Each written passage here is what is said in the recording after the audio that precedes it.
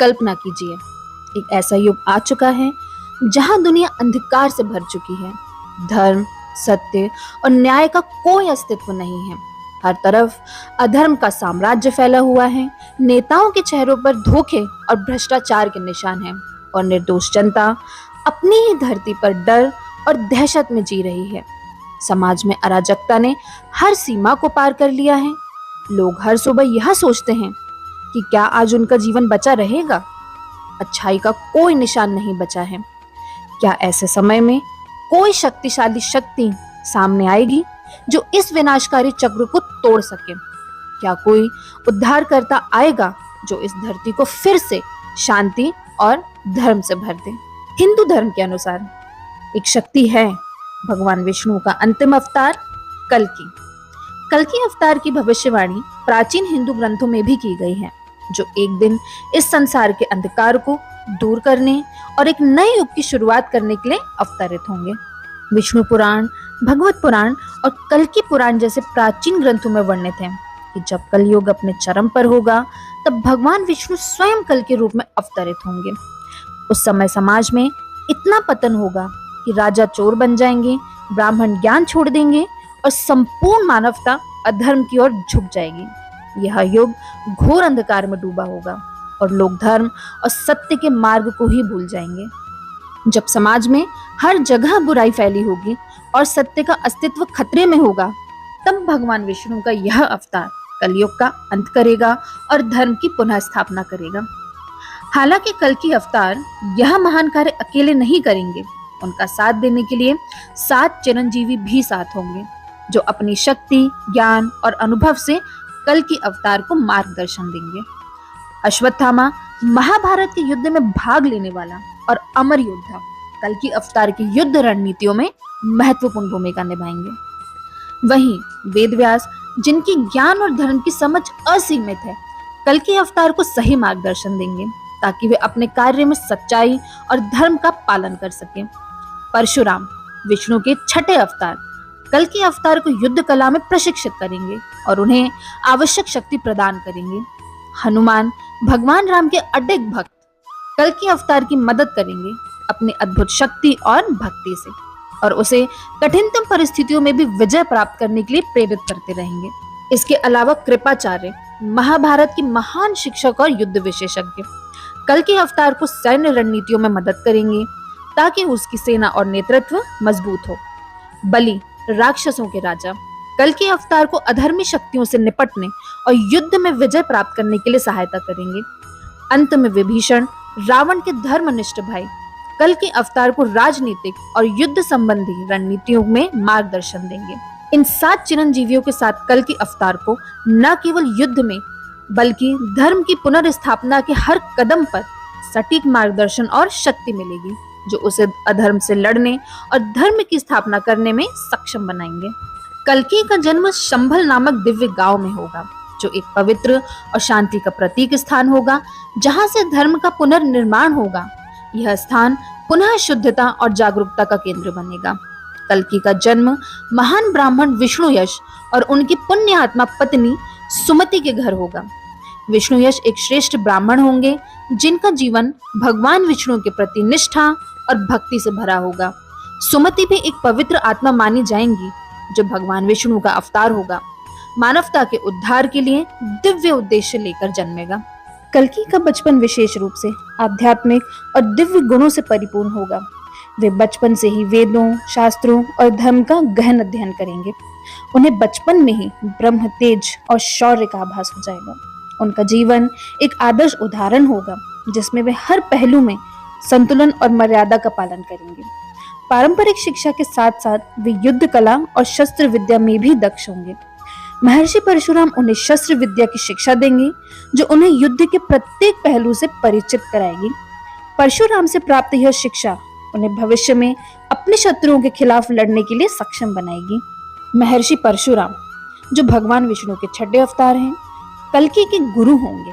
परशुराम एक महान योद्धा और धर्म रक्षक थे और वे कल्कि को न केवल युद्ध की कला बल्कि सच्चे धर्म की रक्षा के तरीके भी सिखाएंगे। परशुराम के साथ कल्कि का संबंध बहुत विशेष होगा, क्योंकि परशुराम के युद्ध के अनुभव और दिव्य शिक्षाएं कल्कि के जीवन में महत्वपूर्ण भूमिका निभाएंगी। यह शिक्षा प्राप्त करने के बाद कल्कि एक महान योद्धा बनेंगे और धर्म के लिए अपने जीवन को समर्पित करेंगे। उनके अंदर युद्ध के साथ साथ नीति, धर्म और शौर्य का भी अद्भुत संतुलन होगा। उनका मुख्य उद्देश्य इस पृथ्वी पर धर्म की पुनर्स्थापना करना और अधर्म का नाश करना होगा। इसके लिए उन्हें भगवान विष्णु से प्राप्त अनेक दिव्य शक्तियां और अस्त्र मिलेंगे। सबसे प्रमुख अस्त्र होगा सुदर्शन चक्र, जो शत्रुओं का नाश करने और अधर्म का समूल नाश करने के लिए होगा। इसके अलावा कल्कि अवतार के पास एक दिव्य तलवार नंदक होगी, जो उन्हें किसी भी शत्रु को नष्ट करने की शक्ति देगी। साथ ही उन्हें एक दिव्य धनुष और बाण भी मिलेंगे, जिसका उपयोग वह राक्षसों और दुष्टों से युद्ध में करेंगे। इन शक्तियों के साथ कल्कि अवतार को एक दिव्य कवच भी मिलेगा, जो उन्हें किसी भी आक्रमण से सुरक्षित रखेगा। वह देवदत्त नामक एक दिव्य घोड़े पर सवार होंगे, जिसे भगवान शिव से प्राप्त किया जाएगा। यह घोड़ा उन्हें युद्ध भूमि में तेजी से पहुंचने में मदद करेगा। इसके साथ ही उन्हें शुक्रा एक दिव्य तोता भी मिलेगा, जो भविष्यवाणी करने में सक्षम होगा और उन्हें मार्गदर्शन प्रदान करेगा। इन दिव्य अस्त्रों और सहायकों के साथ कल्कि अवतार अधर्म का नाश करेंगे और धर्म की पुनर्स्थापना करेंगे, जिससे सत्य की विजय होगी और शांति का मार्ग प्रशस्त होगा। कल्कि का पहला संघर्ष उन अधर्मी राजाओं और भ्रष्ट शासकों के विरुद्ध होगा, जिन्होंने समाज में हिंसा और शोषण फैलाया है। ये शासक जनता के अधिकारों का उल्लंघन करते हैं और कल्कि का कार्य इन्हें समाप्त करना होगा। वे इन अत्याचारी शासकों के खिलाफ युद्ध लड़ेंगे और उनके साम्राज्य का नाश कर एक धर्मयुक्त समाज की नींव रखेंगे। इस युद्ध के दौरान कल्कि यह सिद्ध करेंगे कि धर्म और न्याय का रास्ता हमेशा कठिन होता है, लेकिन यह अंततः बुराई को समाप्त करता ही है। कल्कि का सबसे बड़ा और कठिन संघर्ष असुर कली से होगा, जो कलयुग का अधिष्ठाता है। वह लोभ, मोह, हिंसा और अराजकता का प्रतीक है। कली ने पूरे संसार को अपने प्रभाव में ले लिया है और वह समाज को पाप और अन्याय के रास्ते पर चलने के लिए प्रेरित करता है। कल्कि और कली के बीच युद्ध अत्यंत भयंकर होगा। इसमें कल्कि को न केवल शक्ति का प्रयोग करना होगा, बल्कि उन्हें रणनीति, धैर्य और अपने ज्ञान का भी उपयोग करना होगा। इस युद्ध में उनके खिलाफ कली के दो पुत्र कोक और विकोक भी खड़े होंगे, जो कल्कि के लिए बड़ी चुनौती प्रस्तुत करेंगे। युद्ध के अत्यधिक कठिन होने पर ब्रह्मा स्वयं प्रकट होंगे और कल्कि को युक्ति बताएंगे कि कैसे वह इन असुरों को एक साथ समाप्त कर सकते हैं। ब्रह्मा का आशीर्वाद प्राप्त कर कल्कि अपनी अद्वितीय युद्ध कला से दोनों असुरों को नष्ट कर देंगे। यह युद्ध केवल शारीरिक युद्ध नहीं होगा, बल्कि यह एक नैतिक युद्ध होगा, जिसमें कल्कि अपने शौर्य, ज्ञान और दिव्य शक्तियों का उपयोग करेंगे। यह विजय धर्म की, सत्य की और न्याय की महानतम जीत होगी। अधर्म और असुर शक्तियों का नाश करने के बाद कल्कि समाज में पुनः वेद और धर्म की स्थापना करेंगे।